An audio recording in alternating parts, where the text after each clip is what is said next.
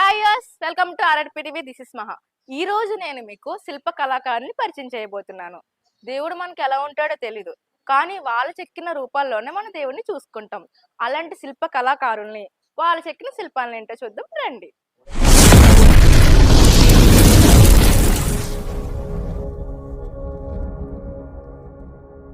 శిల్ప కళాకారులు చెక్కిన విగ్రహాలను మనం ఎంతో భక్తితో పూజిస్తూ ఉంటాం.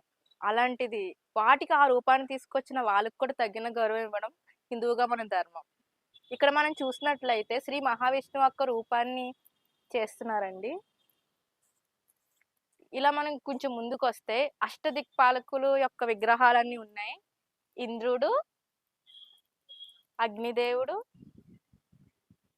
యముడు, నిరుతి, వరుణుడు, తెలుసు కదా, అంటే వానలు కురిపిస్తాడు కదా, వాయుదేవుడు, కుబేరుడు, ఈశానుడు.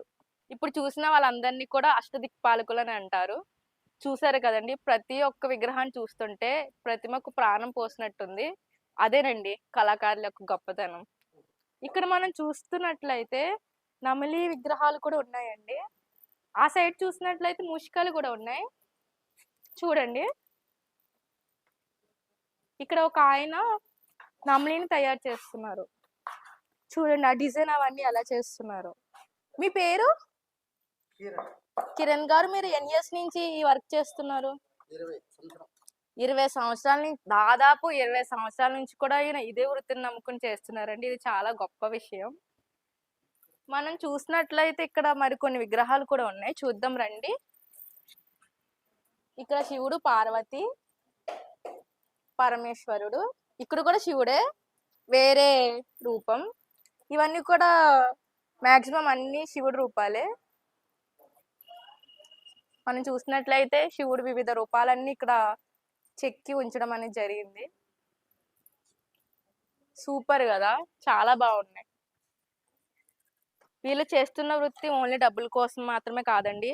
వీళ్ళు చేస్తున్న కష్టాన్ని ఎంతో ఇష్టంగా మలుచుకుంటేనే ఇంత అందమైన విగ్రహాలు మనకు బయటకు వస్తాయి.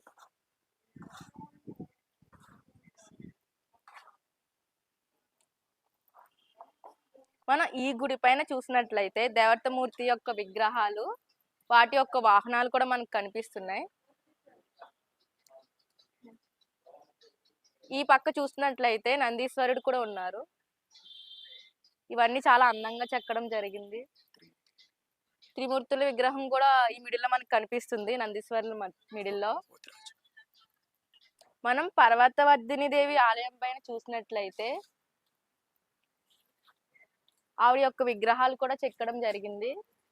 పక్కన సింహాలు కూడా ఉన్నాయి, ఇంకా దిష్టి బొమ్మలు కూడా ఉన్నాయి. ఎంత క్లియర్ గా చూపించారో కదండి. చూసారు కదండి మన శిల్ప కళాకారుల గొప్పతనం. చెక్కిన విగ్రహం గొప్పదైతే చెక్కిన వ్యక్తి కూడా చాలా గొప్పవాడు. మన కళలను, సంస్కృతి, సాంప్రదాయాలను కాపాడుకోవడం ఒక హిందువుగా మన బాధ్యత. దిస్ ఇస్ మహా, RRP TV signing off. By by.